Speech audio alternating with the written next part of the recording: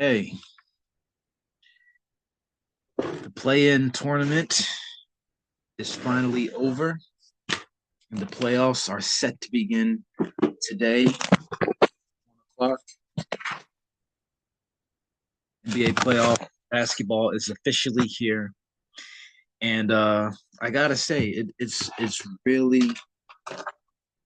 really interesting with the matchups that are on tap, especially for this first round. It's a lot of it's a lot of matchups that I think could really go either way, and I'll get into that in just a minute. But just talking about the play-in real quick, I just want to give my thoughts on that. That was a that was an entertaining play-in round. I'll definitely say it was very entertaining. I think that the teams that deserved to won. I had pretty much called it. I got three of the four games right. Um, at least for the first series of games. I picked Miami to beat Chicago. I picked the Warriors to beat the Grizzlies. I picked I picked Orlando to beat Atlanta, and I picked Sacramento to beat Dallas. The only one I got wrong was Dallas and Sacramento. I the Mavericks beat the Kings, which was pretty shocking to me anyway. But I they earned that one, and then um, in the second round of the play-in games, Miami beat Atlanta, which I, you know, thought would happen. So I'll give myself a little pat on the back. And um, the Memphis Grizzlies beat the Dallas Mavericks pretty convincingly. Um, so ultimately, uh, the teams that I said would get in got in, pretty much in the fashion that they did. Um, and so is the one really entertaining game that this game was played last night between Miami and Atlanta. That was probably one of the more entertaining games that I've seen in recent history. With that was an elimination game that was winner take all, loser go home. Um, I mean, that was really entertaining. The game went into overtime, um, and both teams were just trading baskets. They were trading verbal barbs, and they were trading baskets. It seemed like once one team hit a big shot, the other team would respond in kind. But Miami, like I said, their experience really shone through, particularly in overtime. Um, Tyler Hero, he's really become the guy for Miami. He ever since Jimmy Butler left, he's taken on more of a leadership role, and he's really starting to blossom as a big time player. He's only 25. I think he'll be 25 this year, but he already has so much playoff experience, and not just playoff experience, but I'm talking like deep playoff runs under his belt, and he knows exactly how Eric Spoelstra wants the team to play. He's he's um he's a big component of the Heat culture, whatever they do down there, and everybody just kind of follows him. He's the unquestioned leader, in my opinion, of that basketball team, and everybody just follows his lead, including other guys who've been there for a period of time too, like Bam Adebayo, um, and the rest of those guys. So that's one team that I think is really will really give people problems. They'll keep some teams up at night for sure. Um, and no game against them is going to be a walk in the park. You're they're an eight seed. they were 37-45. They're battle scarred, they're battle tested, and they know how to win at this time of year. So I'll talk more about them in just a minute. But that was a good play in, another entertaining play in.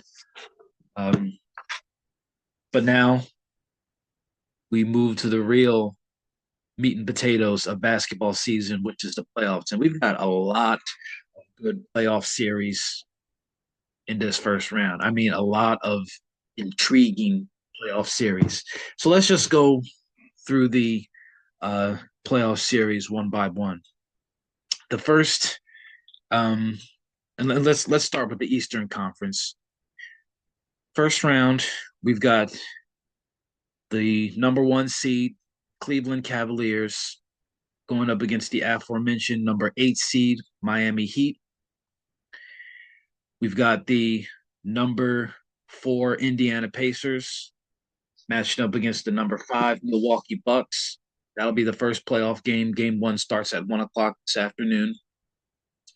We have the number 3 New York Knicks going up against the number 6 Detroit Pistons. And then we have the number 2 reigning champion Boston Celtics, who will be playing against the number 7 Orlando Magic. And I'll get to the Western Conference bracket in just a minute, but I'm going to just give a rundown of the East and who I think what I think some key matchups are to watch, and who I ultimately think will win each of those 4 playoff series. So let's start with the East first. Let's talk about um, the Cleveland Cavaliers and the Miami Heat. Now, let me just do a quick review of what the season series was. Just give me 1 second here.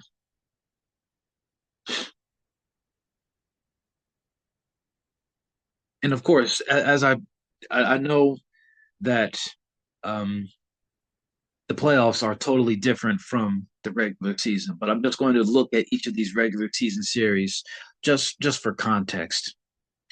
So in the regular season, the Heat and the Cavs played 3 times, and the Cavs won 2 of those 3 games.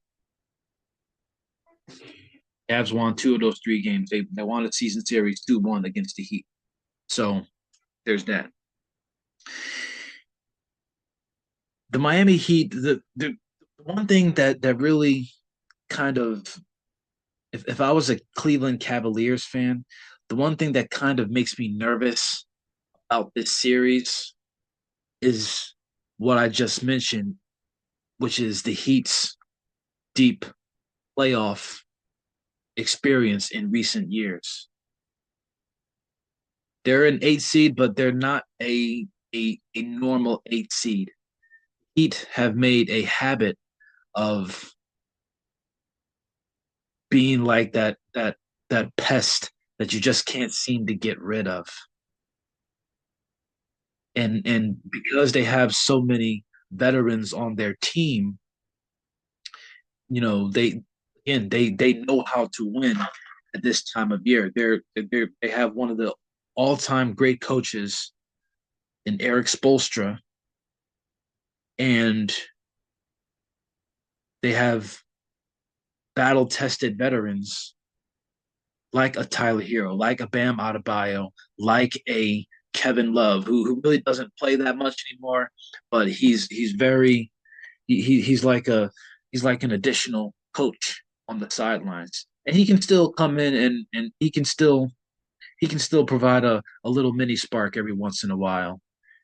Um, and then when I look at the Cleveland Cavaliers, I mean Donovan Mitchell, he's one of the best 2 guards in the league right now, and Evan Mobley, he's really become a force on both sides of the floor for Cleveland. He's easily capable of picking up the slack when Donovan Mitchell has an off night, which isn't often, but he's a star in his own right. You got a rim protector like Jared Allen, You have supplementary guys. Um, you know, is Max Drew still on that team? I can't remember who's on Cleveland's squad right now. I just want to check their roster real quick. Okay, so yeah, they're not scrubs. All right, I'm looking at yeah, Max Drew still is on their team. They have Darius Garland. They have Isaac Okoro, Tristan Thompson, who's been in the league forever. Um, Dean Wade, who I think could potentially be a um a secret weapon for them when the game reaches its critical moments. He could be that guy who really kind of emerges for Cleveland. Um, and because Cleveland is the higher seed, because they're a better offensive team. I like Cleveland to win this game or to win this series. I'm gonna go Cleveland, but I'm not going to say that they're just going to walk all over Miami. I'm gonna go Cleveland Cavaliers win the series. Probably, I'm going to say Cleveland in seven. And if Cleveland wins it in seven, that should worry their fans because Miami is the kind of team that will scrape and you'll think you've got them, and then they'll come out of nowhere and they'll just continue to continue to just nitpick at you the entire series. Cleveland's not going to be able to shake Miami off as easily as they would like. I think that this could be one of those series where the two teams trade trade wins. Maybe Cleveland gets a win, Miami gets one, Cleveland gets one. It could have that complexion of a back and forth kind of series. Um, this could probably be one of the more hard fought series in the entire playoffs. I'm going Cleveland in seven, but it's going to be a hard fought seven. Don't think that they're just going to push Miami around. Miami's too good, and they're too hardened to just let themselves be bullied. Oh, they're a 10 seed. They're for the last couple of years they've been a career play-in team, but I think that play-in experience will serve them well. Not enough to get a series victory, but they're going to take some flesh with them before they bow out gracefully. So I'm going Cleveland at seven to advance to the semifinals in the Eastern Conference. The next series that we have here is the Milwaukee Bucks, the 5 seed, against the Indiana Pacers, the 4 seed. These two teams played in the playoffs last year.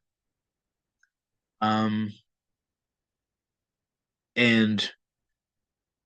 Indiana won that series in 6 games, but the roles were reversed. The Bucks were a 3 seed, and the Pacers were a 6 seed. Now this year, they've gone in opposite directions. They've each either moved up 2 seeds or they moved down 2 seeds. And you know, I think that I think that the Pacers are just a better overall squad than the Bucks. Now, I will say that the Pacers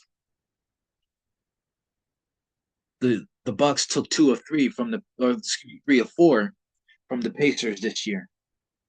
Now again, playoffs are a different animal, but this is just for context. The Bucks beat the Pacers in 3 of 4 meetings this year.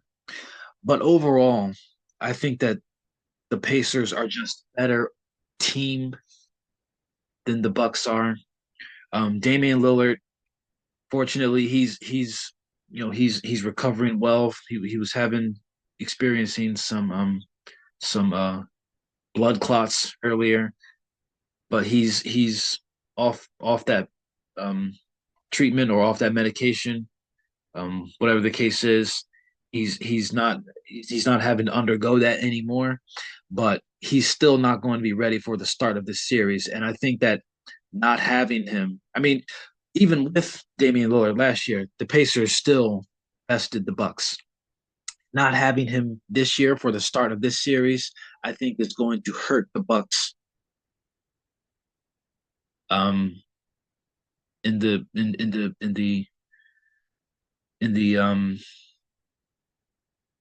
in the overall uh view of things.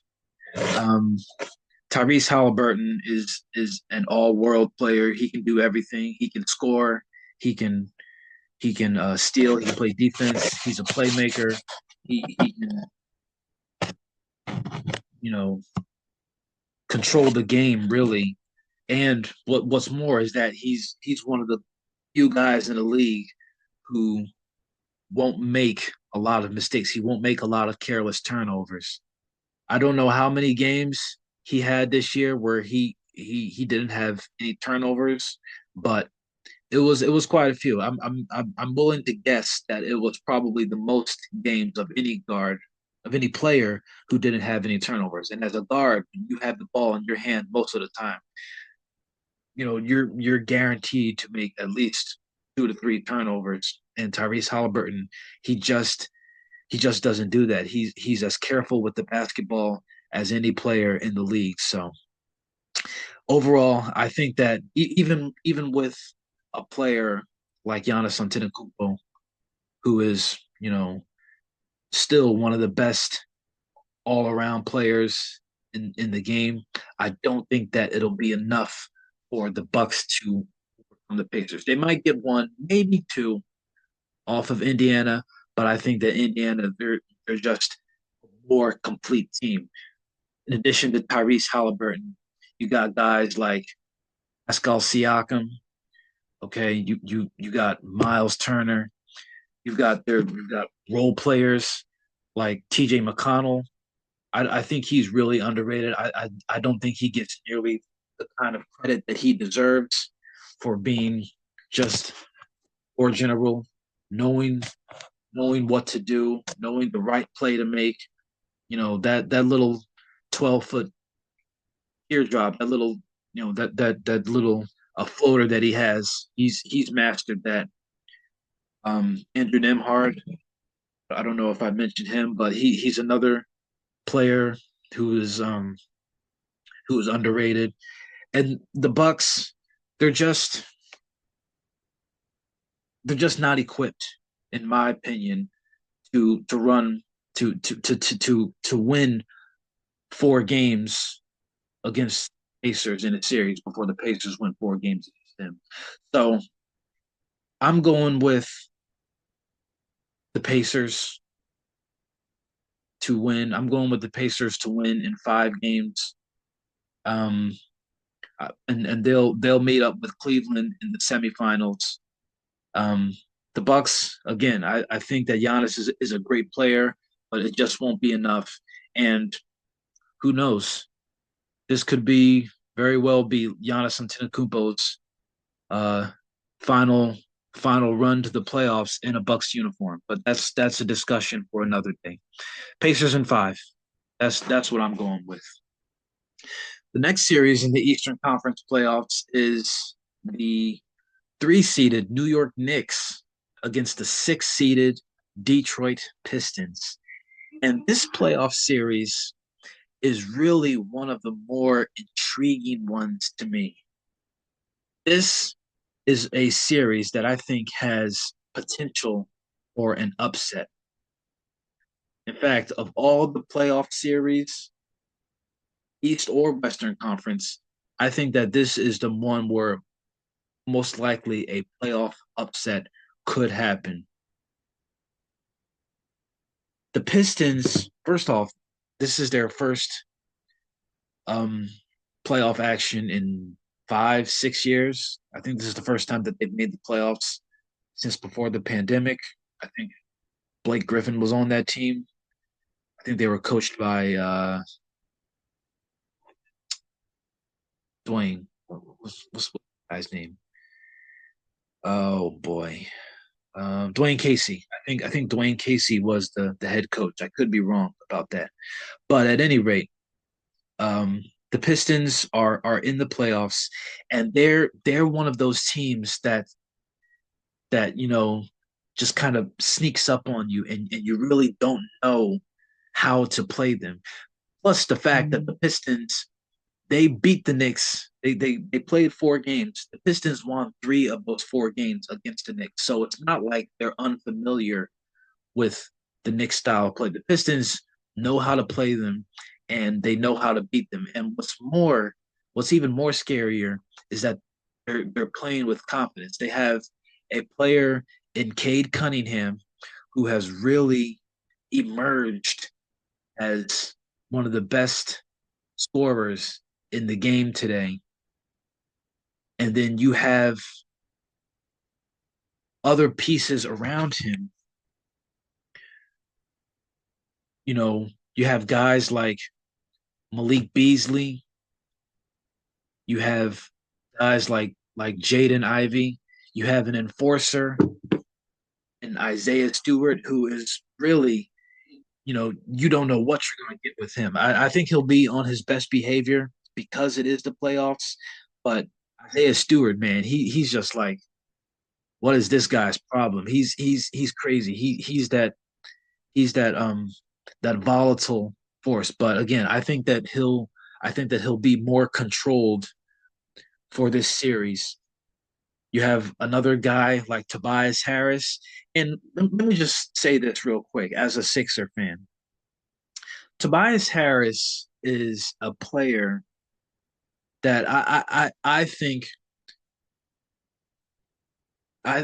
he really got more flack than he deserved.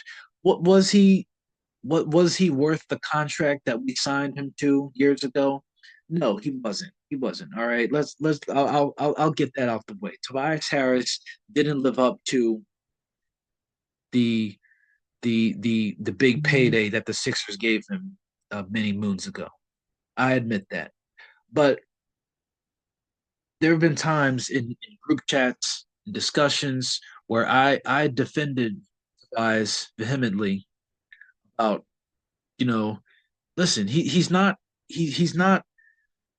the sexy superstar or the big name player. But listen, more often than not, I would say there was a 60 to 40 split that Tobias Harris was going to be consistent. He was a career 18, 17 point game, and he was available. He was available. A lot of our guys over the years, I won't name names, but a lot of our guys over the years have been injury prone. They're missing chunks of time during the season through their fault or not. But Tobias Harris was always there. He was always going to try. Yes, he would take some shots. He would miss some bunnies.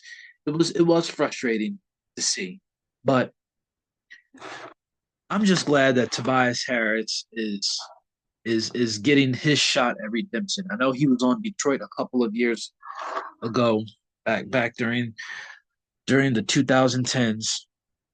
Um, but I'm happy for him. I know people probably won't be Sixer fans. Probably the majority won't be happy to see him getting a run with the team in the playoffs. They'll be thinking whatever they're thinking. But I'm glad to see Tobias Harris getting a shot, and I think that he'll have as big a role in the Pistons' playoff success as anybody.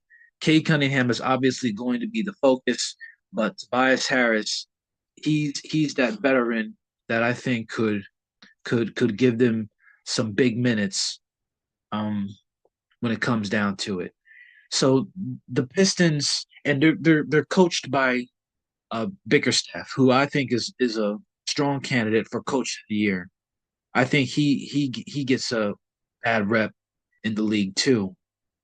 Um, but I think that the Pistons have a very good chance to pull off an upset. Now, I think that ultimately the Knicks will win this series because they just have they're another team who has experience in this kind of situation. I like I think that the Knicks, granted, they have to stay healthy. They have to stay healthy. That's what ultimately did them in last year.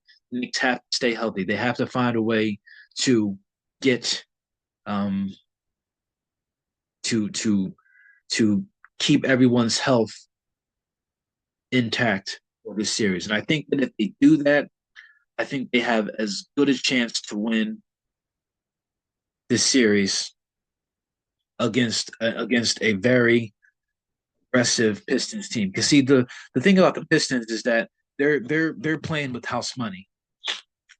They are, as far as they're concerned, they aren't really supposed to be here. They don't know any better.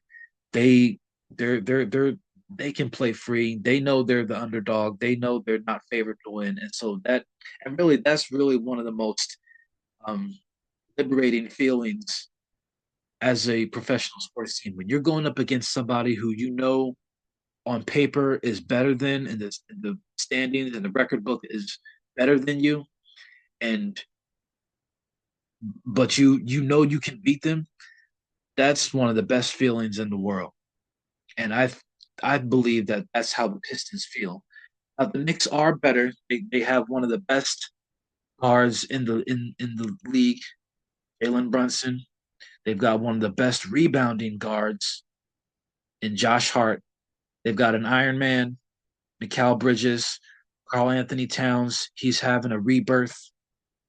Mitchell Robinson. They've got other guys. Uh, Deuce McBride coming off the bench. Good sixth man. The Knicks are the better team, but the Pistons, man, they could do this. They could really push the Knicks to their limit. I think that this series will go 7 games too. I'm going with the Knicks in seven. I'm going with the Knicks in seven. Don't underestimate this Piston squad, man. Don't do it. You'll mess around and you'll find yourself in a dogfight. And obviously, if we get to a game 7, anything can happen.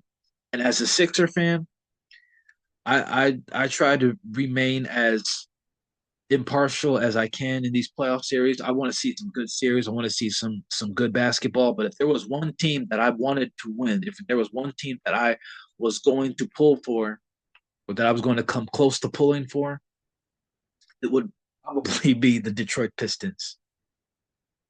I think that a lot of people want around the world want to see the Pistons pull off this upset.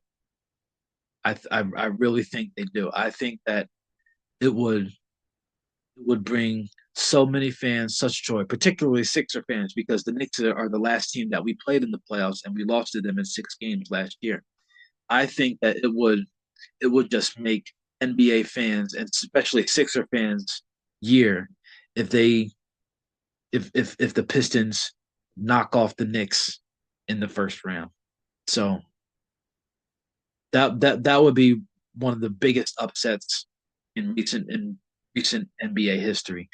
But ultimately, I think that the Knicks will win this series, and I'm picking them to win in 7. And then the final series of the Eastern Conference first round is the Boston Celtics against Orlando Magic. And Orlando, they're a good up and coming team. They're a very good up and coming team. Paolo Banchero, he's only gotten better in his 3 years, right? I think this is his third year in the NBA, third or fourth. Well, whatever it is, he's only gotten better. And Orlando, they're another team that you know They play well together. They're a young team, and they have a good coach in Jamal Mosley, who is getting them ready to play every single day. And I think that he's going to have them ready to play against Boston. Um, they have some good players, and it was funny to hear. It's nice to after they beat Atlanta, their fans, Orlando fans, that is, they were chanting, "We want Boston, we want Boston," and that's good. You want to give your fan base some hope, some some belief that they can go and beat anybody, and I think that they'll match up well with Boston some games in this series, but I can't pick against Boston. I just can't. I really don't see a team. The only way that Boston will lose a series is if they beat themselves. And I don't see them doing that in a 7 game series. I don't see them doing that 4 times in one 7 game series.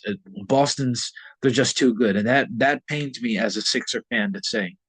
But Boston, they're just too good, man. They're just too good. They check the box in every category. Jason Tatum, he's one of the best players in the NBA. I have to give credit where it's due. Yeah, he might be a cornball. Yeah, he might steal other people's celebration tactics, or he might not be original and all this other stuff. Yeah, all that might be true. But ultimately, when it comes down to it, I can't I can't pick against I can't feel good about picking against the Celtics. And any one of those guys are capable of having their way with the opposition. We know what Jason Tatum can do. We know what Jaylen Brown can do.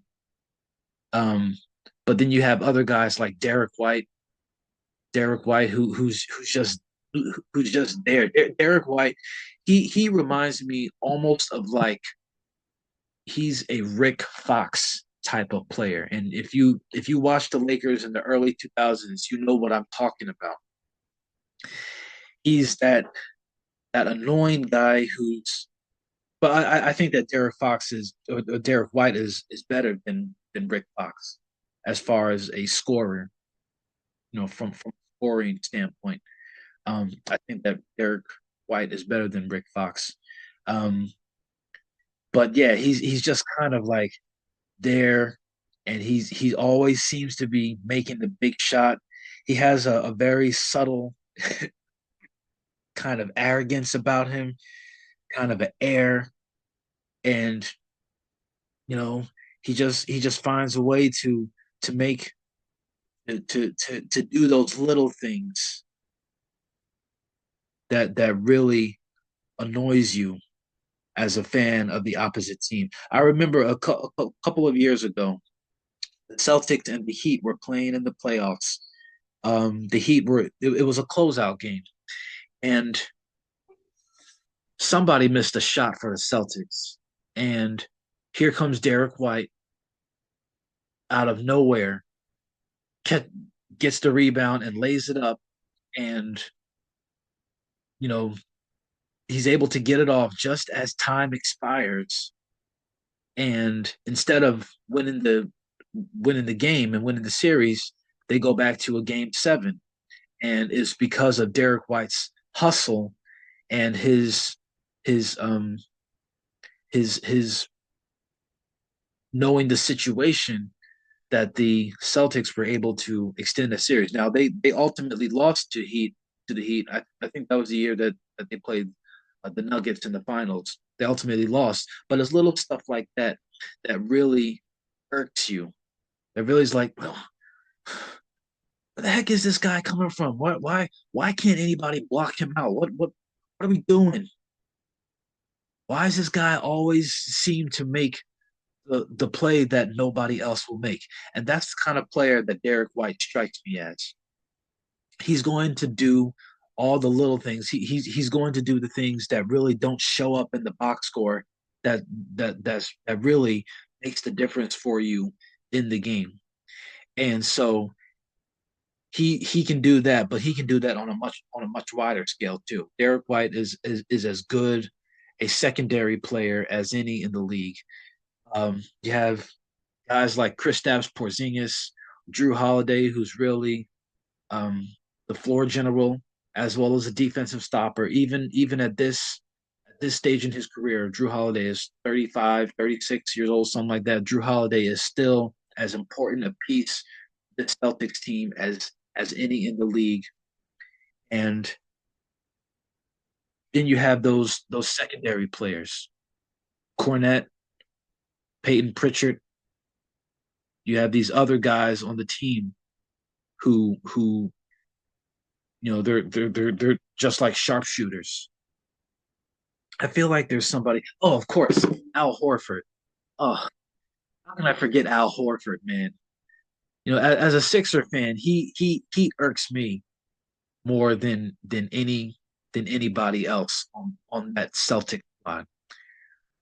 I mean, because of how his tenure ended here in Philadelphia, it seems like he was just here. He was just here to steal money, and then he goes back to Boston and wins a championship, and it's like, you know, and he's just annoying all over. There's nothing about Al Horford that I like as a basketball player. He's like the anti Philadelphian.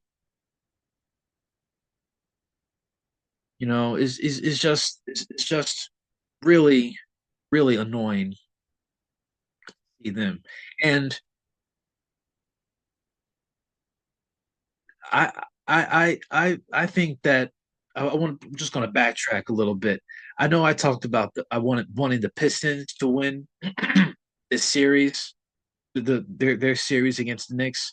I I would actively root against Boston Celtics. I hope that Orlando find a way to take them out. But you know, my heart and my head are saying two different things. I want Orlando to win, but I don't expect them to. I'm going with the Celtics in six in this series. And Orlando, they took two of three from um from the Celtics. Um, so they're certainly capable of beating them. But this has the kind of a feel. This series has the kind of a feel where the first four games could very well be split. Maybe Boston takes the first two, Orlando takes the next two, and then Boston finds a way to win in Game Five. You know, off something stupid like a Derek White putback or a clutch rebound or a save going out of bounds or something like that, or the Celtics win by like a point or two or three or something like that, or even overtime. They win Game Five and then they go and close the series out in Game Six. That's the kind of feeling I get when I look at the Celtics beating Orlando, and yeah, I just have to go with the Boston Celtics winning this series in six games. I want them to lose. Nothing will give me more pleasure than to see um than to not see that awful shade of green in the playoffs. But I I just they're just too good. I have to be objective too. The Celtics, they're a good team. They're the defending champions, and I believe they're going to live up to. So that's who I have in the Eastern Conference. I got the Cavs in seven, Pacers in five, Knicks in seven, Celtics in six. I'm going with um, I'm going with all the top seeds to win their series. I got Cavs and Pacers in the semifinals, Knicks and Celtics in the semifinals, which is a nod, a throwback to some of those Knicks Celtics series of years gone by. Um, and that's how I see it playing out. But what do we love about sports is that you never know what could happen. You never know who could be upset or um, who could be shocked. Maybe we'll have some shockers in this first round of the playoffs. But I think it should be an entertaining series. Um, and we'll see what happens. I'll be up with my Western Conference first round series picks shortly. We'll get to that, and then after that, it'll be time for some playoff basketball. I'm looking forward to it. It's going to be a lot of fun. NBA season was subpar to me, but now that the playoffs are here, now that the stakes are much higher and the room for mistakes are going to be much shorter. This is where everybody's interest heightens. So should be a good series. I'll be back shortly with my picks for the Western Conference, and then it'll be time. It'll be time to tip off and get ready for some playoff basketball.